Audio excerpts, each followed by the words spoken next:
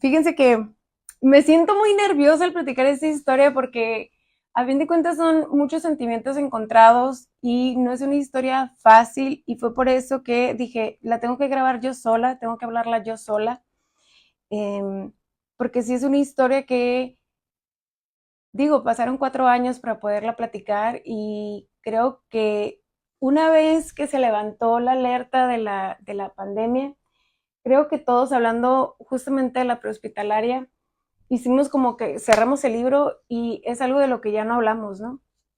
Es algo de lo que difícilmente vamos a tener una conversación en las reuniones, en las fiestas de estos temas. ¿Por qué? Porque realmente la vivimos, creo que muy fuerte esa etapa de nuestra vida, ¿no? Bien, ¿cómo llego a trabajar en las ambulancias de primera línea? Bueno, a mí me tocó la segunda ola, no me tocó la primera. Cuando recién inicia toda esta pandemia, bueno, para empezar, es mi segunda pandemia. La primera fue la de la influenza H1N1 y la verdad es que pensé que esta segunda pandemia iba a estar igual, ¿no? Igual de light, que iba a ser tantitito y que no iba a pasar absolutamente nada y que pues rápido se iba a levantar. No pensé que fuéramos a durar tantos años, pensé que iban a ser algunos meses y después íbamos a regresar.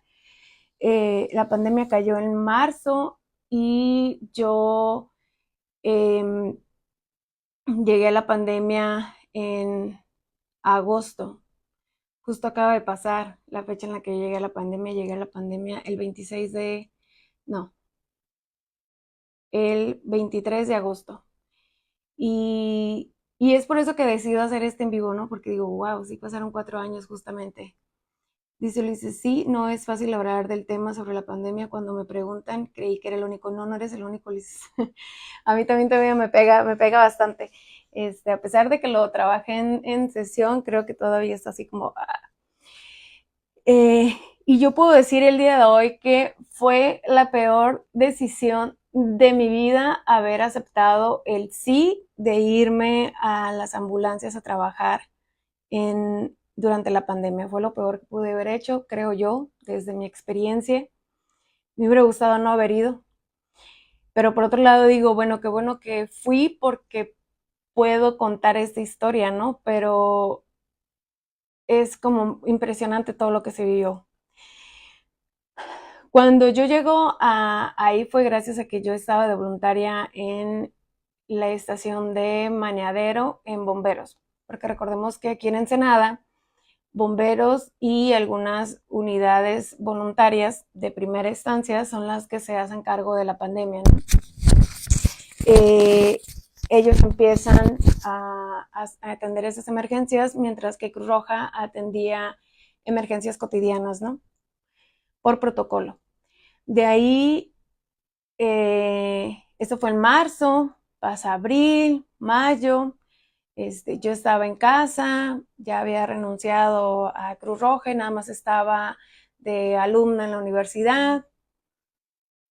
En junio dicen que ya pueden ir los voluntarios porque se habían calmado los casos de COVID, entonces empiezo a ir a Mañadero, de ahí me voy a Bomberos de la Espinosa y ahí hay una junta de voluntarios. Bien, cuando voy a esta junta de voluntarios, de repente dicen, pues, ¿quién quiere irse a la ambulancia? Y justo me dicen, tú eres Reina Encinas, ¿verdad? Y yo, sí, yo soy Reina Encinas. Ah, pues, ¿te interesa trabajar en la prehospitalaria? Y yo dije, pues, claro que sí. Ahorita digo, no lo debí de haber hecho. Realmente estaba disfrutando mucho estar arriba del camión, la verdad. Era muy cansado, sí, tardaba mucho para recuperarme de la paliza que yo sola me metía en el camión. Digo yo solo porque pues no tenía la condición física para andar ahí de melequera por ahí, ¿no? Pero era muy divertido y estaba rompiendo mis propios límites, ¿no? Cuando me voy a la prehospitalaria y empiezo a vivir esto, ¿no? Que es de la primera línea. primero lo tomé como algo divertido, ¿no? La verdad, o sea, dije, ah, pues es que para esto estudié, obviamente, este, pues vamos a ver qué pasa. Yo miraba a mis compañeros que andaban ahí, que posteaban sus fotos con el Tyvek, con sus lentes, dije, ah, pues yo también quiero ser Voz Populi, y claro que sí, como no, la verdad es que no sabía lo que iba. Cuando me toca mi primer servicio, ya con todos estos trajes y los lentes y que mis compañeros me empiezan a decir cómo era el protocolo y cómo me tenía que quitar el equipo, y porque la puesta como si nada, ¿no? Pero la quitada sí, realmente era un protocolo muy estricto que en ese momento se estaba llevando, ¿no? Eh, Llegabas a la que en ese momento teníamos como base, y la verdad que había muchas comodidades en ese momento. A mí me tocó llegar al CAR. Entonces este era un centro de alto entrenamiento para deportistas, ¿no? Entonces había camitas, había regaderas con agua calientita. Sí, es verdad, llegabas, te bajabas de la ambulancia después de la emergencia y te bañaban primero con, con agua con jabón, y con un cepillo te tallaban. A mí no me tocó lavarme en la calle, a mis compañeros sí, a mí esa parte no me tocó. Les digo, yo entré como que en la segunda parte, ¿no? Y esa segunda parte es de que había una carpita y ya habían ya puesto tubería y demás, ¿no? Pero aún así el agua estaba fría, te lavaban con agua y jabón a cepillazos, y luego pasabas como a una segunda parte y te lavaban con agua y cloro, así, y luego te lavaban otra vez con agua, ¿no? Y luego ibas como a otra tercera parte y te empezabas a quitar tu equipo de cierta manera.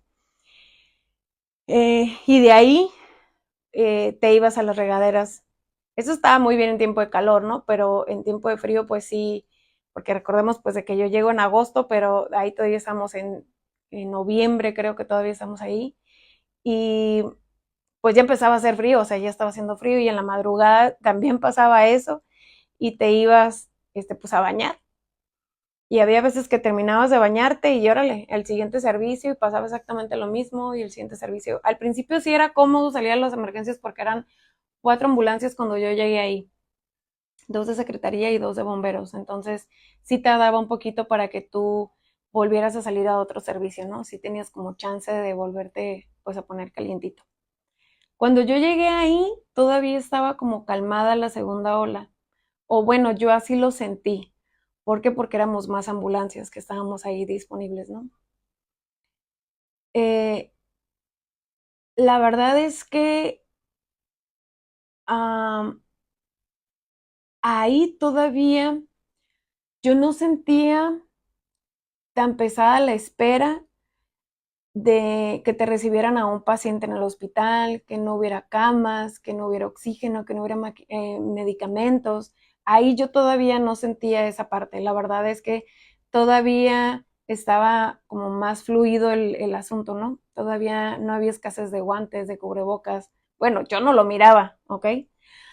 Aún llegaban cajas de donas, aún llegaba comida gratis, aún llegaba café para todos, aún estaban los medios de comunicación encima de nosotros. Entonces aún todavía éramos héroes, ¿eh? Aún la gente daba las gracias porque ibas a sus domicilios y te miraban como eso, como un superhéroe. La verdad es que a mí todavía me tocó llegar a ese piquito de, de sí, los de la primera línea valen un montón, ¿no? ¿Qué estaba pasando acá en mi casa? Hubo amistades que se alejaron de mí, hubo amistades que no querían ni siquiera verme, pensaban que nada más con verlos yo ya los iba a contagiar de COVID simplemente por el trabajar en el área del COVID.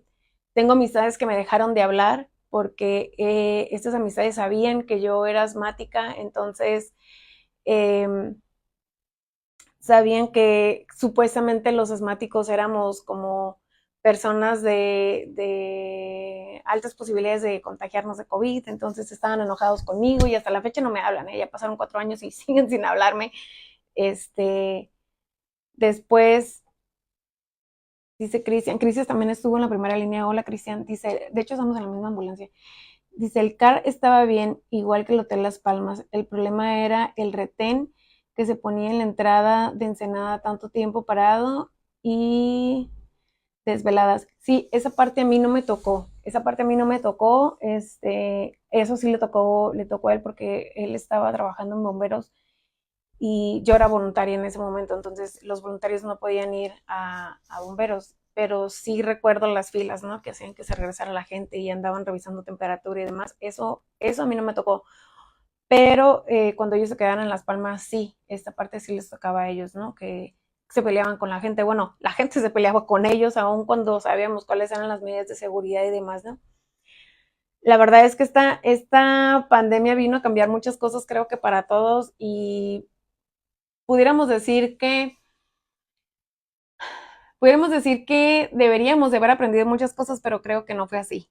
Yo puedo decir en este momento que hay muchas cosas que no han cambiado, hay muchas cosas que siguen siendo exactamente las mismas y que no hemos aprendido lo que, lo que esta pandemia nos debió de haber enseñado o lo que debimos de haber aprendido de esta crisis que se nos presentó.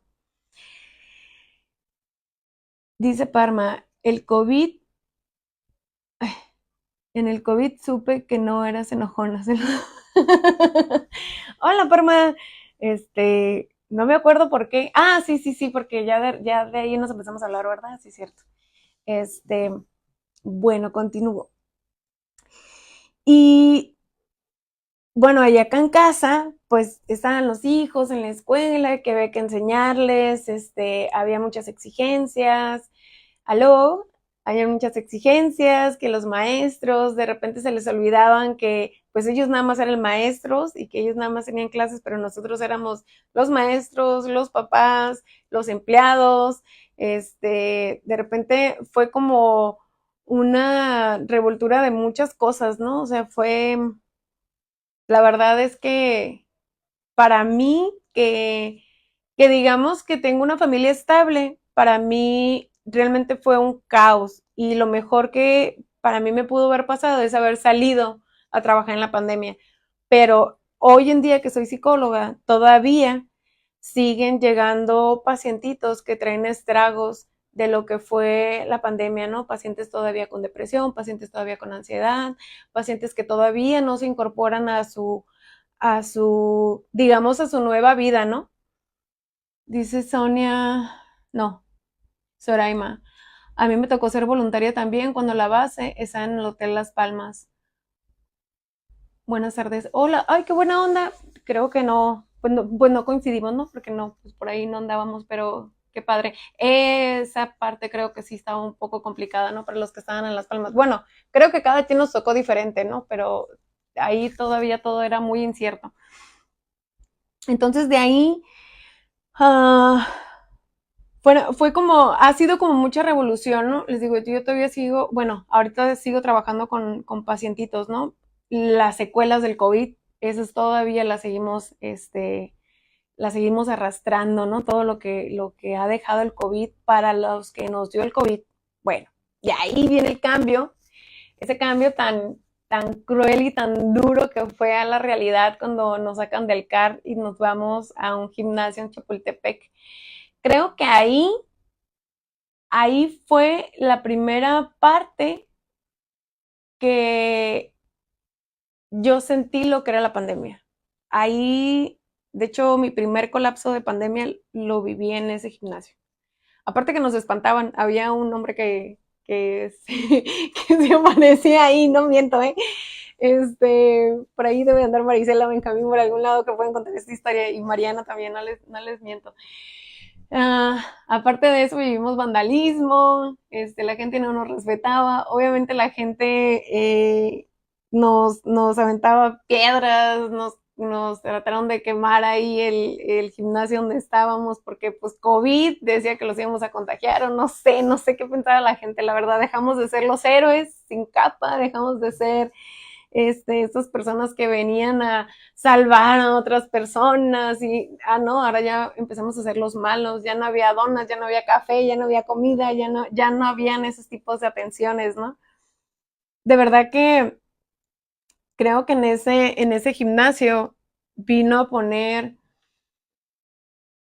como un todo, hablando desde mí, hablando desde mí, un todo a prueba de si realmente estaba hecha o estoy hecha para este trabajo, tanto como técnico en urgencias médicas como psicóloga, ¿no? Ahí vinieron dos cosas bien importantes. Una,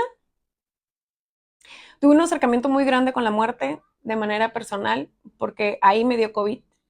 A escasas 2 semanas de que saliera la vacuna, que 2 o 3 semanas que saliera la vacuna, yo ya sabía cómo estaban las cosas allá afuera, ya se estaban terminando los insumos, ya llegó un momento donde no teníamos guantes, ya no había ventiladores, ya los hospitales estaban abarrotados, ya era la segunda ola, eh, ya no sabíamos si estábamos luchando o no estábamos luchando con alguien, o sea, realmente era una pelea, ya volteábamos así, yo así lo miraba, yo sentía que llegaba, checaba tarjeta y volteaba y miraba a la muerta así de, ¿qué onda? Buenos días, árale, pues ¿cuántos te vas a llevar tú? No, pues ¿cuántos me vas a dejar que trasladen? ¿No? O sea, ya era una así. Llegó un momento en donde en la guardia en la que estaba mi brother, y ya le decíamos el ave de mal agüero, ¿no? Porque ya no era por cuántos ibas para trasladar, sino cuántos declarabas en el lugar, ¿no? O sea, y siempre teníamos que sobrevivir con algo, entonces de repente hacíamos esta broma de, eh, pues a ver quién es el ave de mal agüero, esta guardia, ¿no? Y era ver, pues a cuántos, nosotros les llamamos, bueno, no quiero decir la clave, ¿no? Pero a ver a cuántos difuntos, quién tenía más difuntos que quién, o sea, ya no era quién tenía más vivos, ¿no? Sino quién atendía más difuntos, pues. Porque a eso íbamos prácticamente a decir ya ausencia de signos vitales a las casas, ¿no? Dice Sara, venía de Ojos Negros de la Brigada. Ok.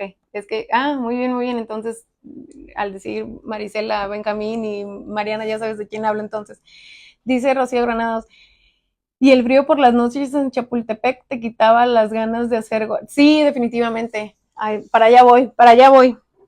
Eh, aparte de todo esto, ¿no? Aparte de todo esto que estábamos viviendo, que ya no íbamos para trasladar, sino para declarar ausencia de, eh, como ya no éramos los héroes, ya de verdad era, yo siempre decía, es que ya somos los refugiados dentro de un gimnasio, ¿no? El gimnasio estaba enorme, entonces era muy frío. Y teníamos como esta parte de dos divisiones, ¿no? Era el área de las mujeres, que estamos adentro como de una carpa, era un hospital móvil que no lo habían prestado, y el área de los hombres que nada más estaba, al menos nosotros teníamos un techito, ¿no? Pero los hombres estaban nada más como divididos por como mamparas, y teníamos catres con unas colchonetas ahí, que esos catres se habían hecho, o sea, hagan de cuenta que eran unas camas como de madera, y se habían hecho para cuando el COVID rebasara, en esas camas los iban a meter, ¿no? Y ahí dormíamos. Eh, ahí fue algo, sí fue algo muy difícil, porque ahí yo sé que no es que no nos quisiéramos, ahí el estrés y el burnout ya nos estaba sobrepasando.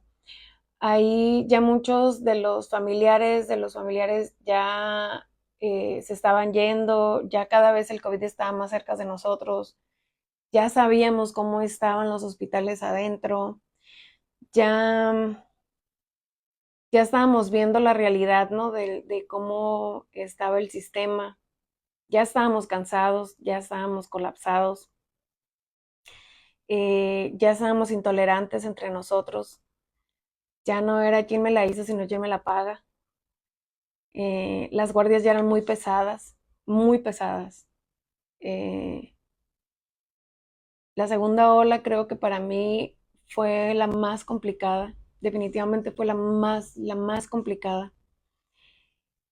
Teníamos, igual seguíamos con un sistema de descontaminación muy pesado.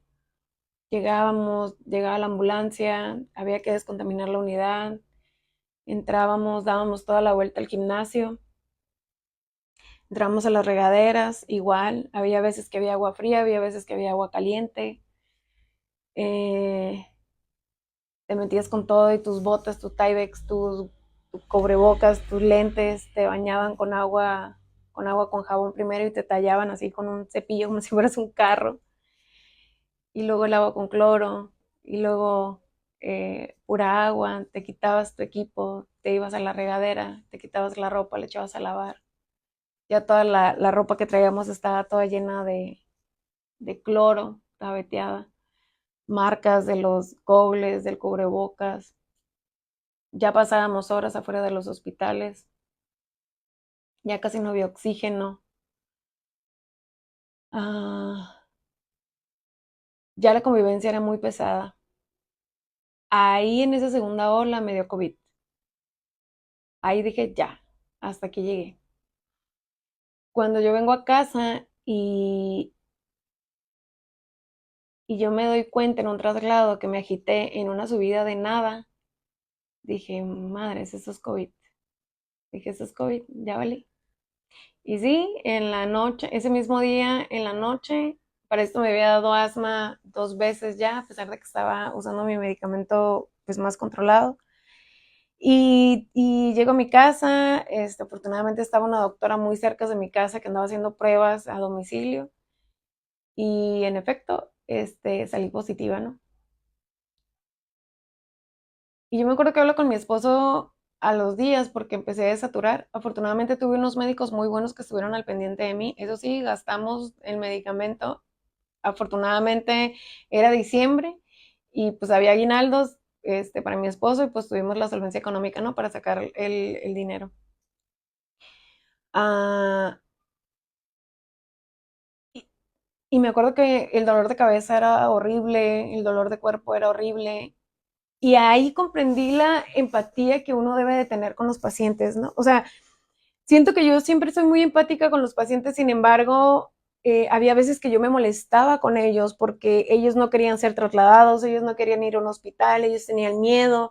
Y yo en mi desesperación de vámonos porque yo sé que está grave, o sea, aquí no la va a librar, pero en el hospital, pues básicamente tampoco le iba a librar, pero, o sea, muchas caras no con miedo, con pánico, con terror, con muchas despedidas que no tuvieron ya un reencuentro, ¿saben? Eso creo que, ay no, es como muy complicado. Y ahí yo lo entendí, pues, porque a mis hijos se los llevaron y yo nada más hacía videollamadas con ellos. Entonces, eso es bien complicado, o sea, eso es bien complicado y para eso no te preparan en la escuela, o sea, para eso, por más años que tú tengas de servicio, para eso no te preparan.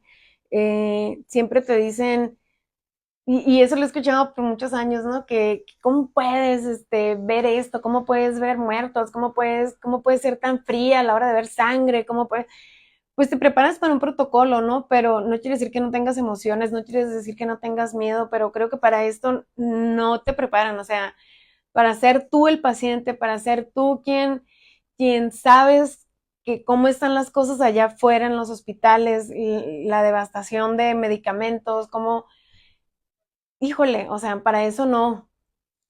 Yo me acuerdo que le dije, cuando yo empecé a saturar, yo dije que hay de dos, o desaturo más y aquí llegué, o empiezo a saturar bien y la armamos, ¿no? Porque yo no tenía ninguna vacuna y ya mis compañeros ya los estaban empezando a vacunar. Y, y empecé a desaturar. Y yo le dije a mi esposo, no quiero que me trasladen, no quiero que me lleven al hospital. Ay. Mm, y porque no hay ventiladores, no hay medicamento, la gente se está despertando intubada, entonces dije, no, no quiero ir al hospital, dije, me voy a morir. Así, o sea, yo me despedí de mi familia, me despedí de mis hijos, tuve una plática muy cercana con Dios. Sí soy creyente de Dios, no soy creyente de la iglesia, pero soy creyente de Dios. Ah, agradecí todo lo que tenía que agradecer en esa vida. Me despedí de grandes amigos, a pesar de que mis amigos me decían, no, estás loca, no te vas a morir. Y sí, creo que sí estaba loco porque no me moría, aquí andamos todavía, pero sí me despedí de ellos. Y cuando yo regresé, bueno, pues la libramos, ¿no? Después de 14 días de estar ahí, entre que sí, entre que no, entre que sí, entre que no. Ah, De verdad agradezco al doctor Pulido que se la rifó conmigo, fue muy paciente. Él 3 veces al día me hablaba, me soportó en mis grandes crisis que tuve. Se lo agradezco de todo corazón porque de verdad estuvo muy al pendiente, muy, muy al pendiente. ¿Por qué? Porque fue una persona neutral, a pesar de que yo tengo dos grandes médicos, son muy buenas amigas, creo que necesitaba a alguien sumamente neutral. Ay, perdón, sumamente neutral y ese fue Pulido, ¿no? Bueno, ¿qué pasa cuando regreso después del COVID? Yo me sentía muy mal, todavía. Y el primer comentario que recibo es, pero si estás bien, ¿verdad? Porque yo soy muy viejita y no voy a hacer que me vayas a pegar algo. Hoy me sentí muy mal porque dije, soy una pestada. Sentía que nadie se me quería acercar, sentía que nadie quería estar cerca de mí, pero yo ya no tenía COVID, ¿no? Ah, tuve un buen operador, de verdad mi operador sí me cuidó bastante. Sí, me decía, es que no sé si trasladar al paciente o trasladarte a ti. Dice, porque te miras muy pálida, te miras muy mal, mis pulmones no estaban listos para regresar. Me tomé un permiso de otros días más porque me sentía muy agitada, me sentía mal todavía y mi operador me decía, es que te ves mal, o sea, me preocupas. Y yo, ok, tomo la decisión, me voy otros días a casa y ya cuando regreso, pues yo regreso pues mejor, ¿no? Cuando regreso yo tuve un incidente y lo digo con mucho respeto y de verdad, esa llamada fue muy difícil de digerir, sí, sí, fuiste una de esas llamadas, Rocío Granados. Este,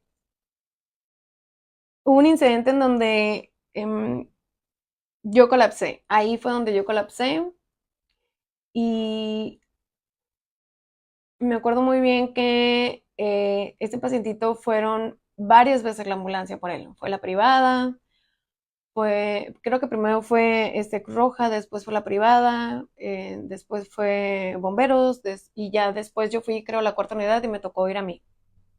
Ese escenario fue para mí muy complicado. Rompí todas las reglas y todos los protocolos ese día. No me siento orgullosa de ello, pero yo siento que yo hice lo que tenía que hacer, ¿no? Eh, Cuando llegamos, no voy a entrar en detalles, pero cuando llegamos a ese domicilio, para mí el diagnóstico de ese señor, para mí, ¿ok? Para mí. Pues para mí era una insuficiencia cardíaca. eh, Él ya se había hecho prueba COVID y había salido negativo, pero él tenía miedo de ir al hospital, entonces él no quería ir al hospital y él dijo, me van a meter al área COVID y no quiso ser trasladado. Se estaba terminando el oxígeno y la hija en su desesperación me pide que le deje el tanque de oxígeno. Le digo, no te lo puedo dejar. Cuando yo le quito el tanque, pues empieza a desaturar el señor, ¿no? Se empieza a bajar su saturación de oxígeno y me dice, mira, por favor, déjamelo. Y yo, humanamente, yo sí lo quería hacer, pero no podía porque había más pacientes que, que yo sabía que iba a tener que trasladar y yo nada más tenía 2 tanques de oxígeno en mi ambulancia. Entonces, yo no podía hacer eso. Y yo le rogaba al Señor que por favor se dejara ser trasladado, ¿no? Por favor. Y el Señor me decía que no. Y la hija me decía, llévatelo. Y yo, es que mientras esté consciente no me lo puedo llevar. Y ella, por favor, llévatelo. Y yo sí, o sea, yo sí me lo quiero llevar. O sea, yo, por favor, señor, vámonos. O sea, con ganas de darle unas cachetadas guajoloteras ahí, vámonos, que entienda, ¿no? Pero el señor no, y no, y no, y pues no me lo puedo llevar. Mientras esté consciente, no me lo puedo llevar, ¿no? Y fue bien difícil ver lo que estaba firmando el parte prehospitalario porque para mí es como ver que está firmando su contrato a la muerte, ¿saben? Y eso es bien complicado, pues, porque y le dije varias veces, señor, si yo lo dejo aquí se va a morir. Y él me decía que sí. Entonces, para mí eso es bien complicado, ¿saben?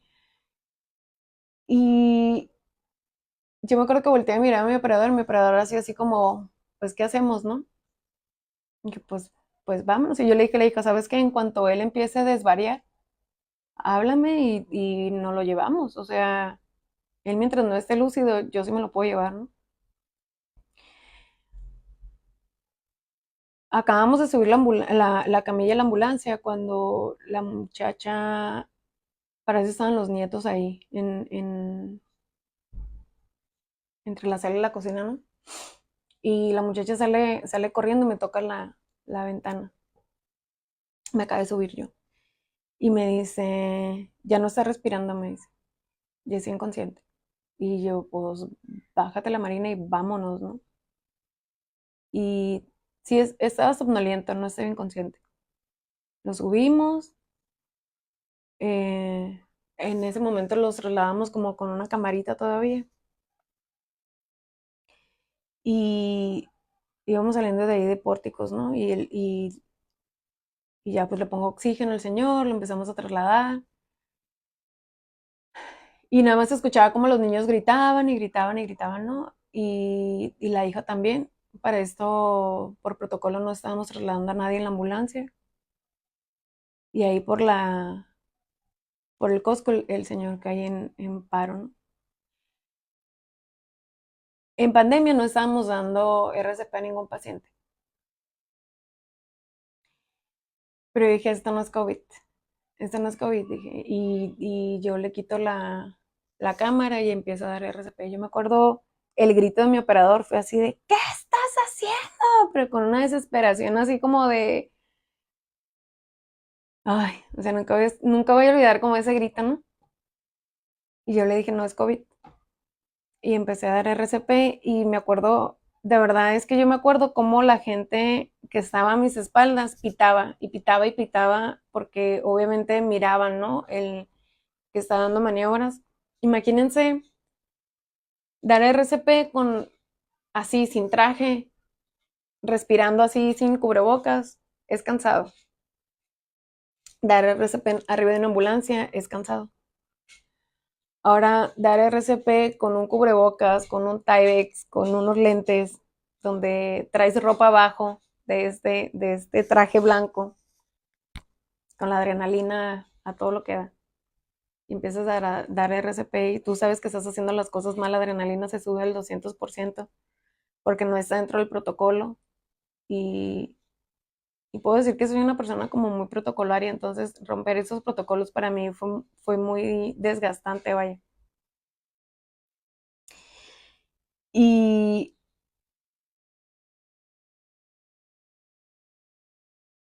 en ese momento no podía dar ventilación, obviamente eso no me lo brinqué, ¿no? Pero yo sí hablaba mucho con el paciente y sí le decía, es que esto no era necesario, eso no era necesario, tú no debiste de haber caído aquí en paro, o sea, y la verdad es que sí le dije muchas cosas,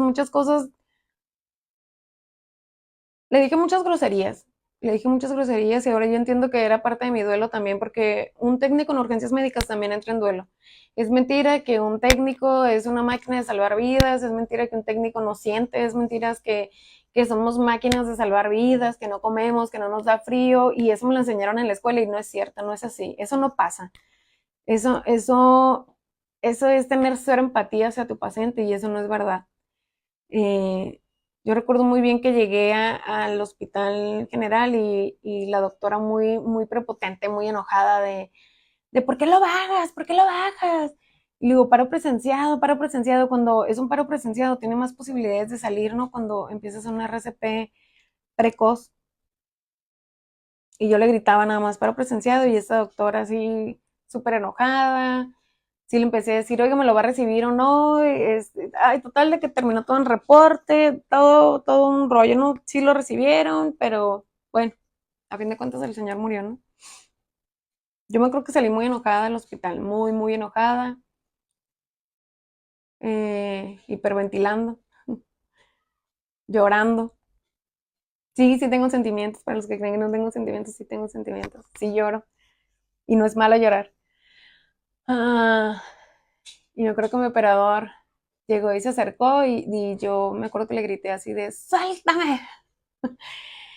En ese momento me acuerdo que me quise quitar como el cierre del Tyvex y me dijo así de ¡no! Y yo así, pues sácame de aquí, ¿no? Y yo iba llorando todo el camino hasta llegar a descontaminación.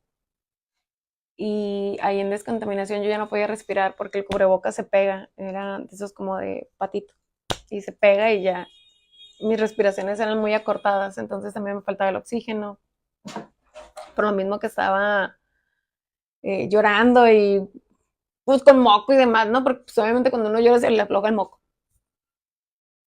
Ah, me acuerdo que salí de ahí, después de la enjabonada y todo, me fui a la regadera y así como va, entré a la regadera y me senté y a llorar y llorar y llorar. Ahí creo que es la primera vez que me colapso así. Bueno, desde que soy técnico en urgencias médicas es la segunda vez que me colapso de una manera así. Yo me sentía muy enojada con el COVID, me sentía muy enojada con el hospital, me sentía muy enojada con el paciente, me sentía muy enojada con la doctora, me sentía muy enojada con el sistema. Mm, ese día ya no sabía si quería regresar realmente a la ambulancia, si quería renunciar, si realmente quería estar dentro de esta pandemia, si quería, ya no sabía qué quería. Em, y realmente no sabía qué estaba haciendo ahí. Estaba tan cansada de jugar con la muerte, o sea, de voltear a ver a la muerte y decirle, ¿qué onda te lo llevas tú? Me lo llevo yo, ¿no? Eh, no es el único caso que me impactó, hubo otros casos también que me impactaron, pero creo que este fue como el más, porque fue el que me hizo como abrir los ojos, ¿no? El que me hizo como reina darte cuenta que también eres un ser humano, que también sientes, que también te puedes colapsar, que también, pero creo que también lo asocio a que yo venía regresando de la misma enfermedad, ¿no? De la misma enfermedad con la que yo venía meses luchando, pues, con la que ya estaba cansada, con la que dije, bueno, o sea, no todo es ganar, reina, o sea, no todo es ganarle a la muerte, no todo es... Y mira, ese paciente ya estaba muy crítico, tú rompiste las reglas por este paciente y de todas maneras, ¿qué? O sea, en ese momento la verdad sí lo pensé, o sea, tú rompiste un protocolo, te expusiste y de todas maneras, ¿qué? De todas maneras se murió, o sea, de todas maneras no hubo una diferencia porque él así lo quiso, él así lo decidió y, y ¿eso qué? O sea, ¿eso en qué cambió? Al contrario, terminé reportada, que yo era una grosera, prepotente. Ah, bueno, pues sí, es que sí dije una mala palabra cuando llegué a la sala de urgencias, ¿no? Eh, sí le contesté mal a la doctora. Perdón, doctora, fue el momento de la crisis en la que llegué también y la adrenalina y esas cosas. Pero no fue fácil, no fue fácil. Creo que para todos los que hemos estado ahí en la primera línea no ha sido fácil porque yo no recuerdo que en algún momento un psicólogo se acercara con nosotros. No recuerdo esa parte. No sé si en los hospitales pasó, pero al menos en donde yo estuve, desde el área de ambulancias, no pasó. Eh, yo busqué la ayuda por mi cuenta y van dos psicólogos que me dicen, Reina, aquí no es. Reina, búscate otro psicólogo porque yo no puedo contigo. Y es entendible, ¿no? Porque no todos los psicólogos están listos para todos los pacientes, ni todos los pacientes son para todos los psicólogos. Siempre lo he dicho, siempre lo voy a decir y con eso siempre me voy a quedar, ¿no? Y eso siempre se los digo yo a mis pacientes, o sea, no te sientas culpable cuando tú ya no quieres trabajar conmigo porque no soy, no es que yo sea para todos los pacientes, ¿no? Al contrario, dime y yo te ayudo a buscar otro psicólogo que sí se acomode para ti. Ah, pero eso sí, es esta historia que ha sido muy complicada de saberle trabajar. Yo pensé que era la única en esos momentos, pero ya después nos cambiaron. De ahí vino otro cambio y nos fuimos al Hotel Flamingos. Pues ahí estamos un poquito mejor porque ya no estábamos como todos juntos, ya no pasamos tanto frío, ya eran habitaciones, ya cada quien tenía su bañito, ya digamos que estábamos más organizados. Ahí ya había un declive en los casos de la pandemia, ya nos dejaban salir un poquito más a las emergencias normales, entonces digamos, ya no estaba como puro COVID, puro COVID, puro COVID, porque era así, nada más salíamos a casos COVID, casos COVID, casos COVID, entonces también eso era muy desgastante. Eh, ya nos conocíamos un poquito más, entonces de repente 2 o 3 veces platicamos a la hora de la comida. Bueno, yo tenía eso con mi guardia, yo era encargada en turno, entonces a mí me gustaba mucho desayunar con mi turno y comer con mi turno, ¿no? Aunque trajéramos comidas diferentes, yo intentaba que hiciéramos como, fuéramos como un equipo, pues, para poder tener convivencia sana. Y uno de los compañeros, platicando ahí me dijo que le había pasado algo muy similar a lo mío, ¿no? No me toca contar esa historia, pero sí me comentaba, ¿no? Que se había colapsado también así de la nada, no en un servicio, de hecho fuera del servicio, y que no entendía qué era lo que había pasado. Digo, pues sí, claro, o sea, después de la pandemia nunca recibimos como, ni durante ni después de la pandemia, ¿no? Nunca recibimos como esa ayuda psicológica ni ese acompañamiento tanatológico que hoy veo que fue y que es muy importante, el que lo debimos de haber llevado junto con las emergencias, junto con tanta muerte que miramos, tanta, tanta agonía por parte de los familiares, tanta culpa que nos aventaron por parte también de los familiares, tantas despedidas. Bueno, al menos yo recuerdo muy bien por parte mía que yo sí dejaba que mis pacientes se despidieran de sus familiares, aunque sea a metros, porque al menos yo sentía que eso era lo correcto, porque yo no sabía si mis pacientes iban a volver a ver a esos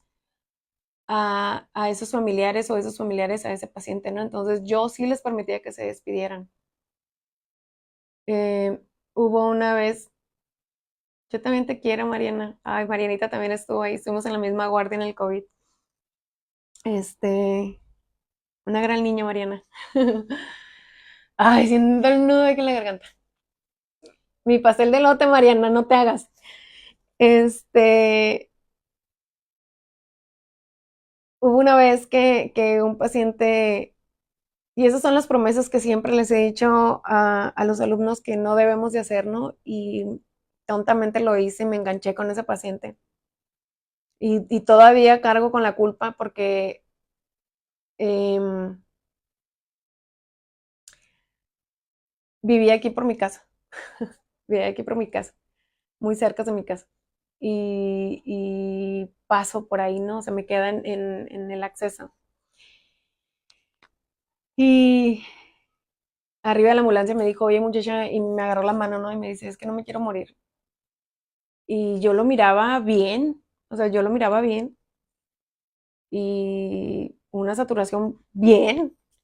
Y dije, no, pues no te vas a morir. Dije, no te preocupes. Llegamos al hospital y había un padre allá afuera y me dice, me deja subirme, pero el padre con un cubrebocas, tricapa nada más, ¿no? Y me dice, me deja subirme y le digo, es que no puedo, o sea, no puedo. Y este paciente me dice, sí, déjalo que se suba, déjalo que hable conmigo, quiero rezar. Dije, pues ahora sí que bajo su propio riesgo, ¿no? Y me bajo la ambulancia, lo dejo que se, ¿cómo se llama cuando dicen sus pecados? Que se confiese. Pues yo le doy privacidad, y él me dice, cuando ya se baja este padre, y ya lo íbamos a bajar, y me dice, ¿te voy a volver a ver? Y le digo yo, sí, sí nos vamos a volver a ver, ya verás que porque pues yo traía todo el equipo, ¿no? Le digo, cuando yo te vuelva a ver, le dije, nos vamos a tomar una taza de café. Pues estando ahí le hicieron una placa y sus pulmones estaban muy dañados.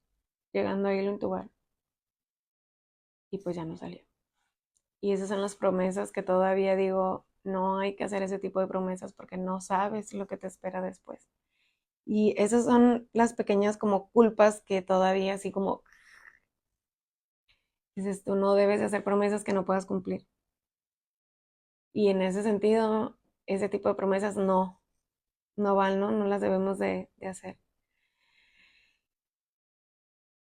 Y esas y muchas más historias podría quedarme aquí toda la noche contando, ¿no? Pero no tiene caso porque mira, me estoy martirizando todavía yo misma, ¿no? Pero pero muchas enseñanzas. Y yo creo que gracias a eso es que he decidido estudiar tanatología y es gracias a eso que yo he decidido comprender más a la muerte y ver que muchas veces la muerte puede ser tu mejor aliada. Sí, porque son promesas que no debes de hacer, Marianita. Voy a venir a jalarte las patas, verás, si me llego a morir antes de, ¿eh? Dice, sí cumpliré con el pastel pronto. Es que Mariana me debe un pastel de lote desde mi cumpleaños. Estábamos en pandemia. No me acuerdo cuántos años iba a cumplir. O no me acuerdo ni por qué iba a hacerme ese pastel, ¿no? Este, y es una de las cosas por las que me decidí, una, hacer la intervención en crisis, a irme perfilando la intervención en crisis y otra a la tanatología, ¿no? A esos acercamientos tan directos con la muerte, esos acercamientos que yo he tenido desde muy niña. En una conferencia hace unas semanas platicaba cuál fue mi primer acercamiento. Yo tenía 4 años cuando fue mi primer acercamiento con la muerte. Desde ahí, yo creo que ya somos comadres, ella y yo, no sé. Ay, estoy jugando, no te estoy invocando. Desde ahí pues he venido, arrastrando con estos acercamientos, porque presumió que le quedan muy buenos, pero hasta no probar. Ah, sí es cierto, Marianita. Solita te pusiste la soga al cuello. Ella presumió que le quedan muy buenos, pero pues no nos consta, pues. Ya les estaré contando si Mariana nos trajo el pastel de lote. Entonces, pues, no sé ni qué horas son. Ay, mira, casi me aventé una hora. Eh, entonces, así la historia del COVID, la primera línea, o cómo era la primera línea, el COVID, la muerte y yo. Esto fue lo que viví durante 2 años y cachito que estuve laborando para bomberos, que hubieran sido ya 4 años de haber continuado ahí. Pero la vida nos llevó a rumbos diferentes, así que gracias a eso es que me perfilé al área de la tanatología, del duelo, de la pérdida, de la intervención en crisis. De verdad que hay días que digo, ¿por qué me bajé de ese camión? ¿Por qué me subí otra vez a la ambulancia? Si yo ya estaba en mi estado de confort, digamos, yo ya sabía lo que iba en la ambulancia, no me estaba generando nada nuevo, pero no es cierto. Siempre he dicho que cada crisis te lleva a una enseñanza nueva, cada crisis te lleva a ser mejor o peor persona, pero de que tienes una enseñanza y un aprendizaje lo tienes, y así va a ser siempre, ¿no? La crisis nada más te hace que evoluciones. Tú decides si vas a evolucionar para bien o vas a evolucionar para mal, pero de que evolucionas, evolucionas. Y así constantemente ha sido el mundo. Las crisis nos llevan a evolucionar y a nuevos aprendizajes.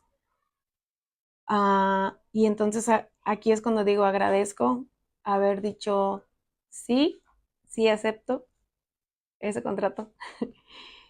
Y también agradezco el haber aceptado cuando ese contrato se terminó, aunque dolió, pero sí agradezco el haber aceptado, porque no me hubiera abierto las puertas a nuevos horizontes, a nuevas metas, a nuevos proyectos, a nuevos aprendizajes, eh, a nuevas escuelas. Y soy una mujer de muchos retos y vienen más retos para mí. Ya se los estaré contando más adelante. Y bueno, estaba sacando plática para calmarme porque dije, no me puedo ir a dormir así con este nudo en la garganta. No puedo.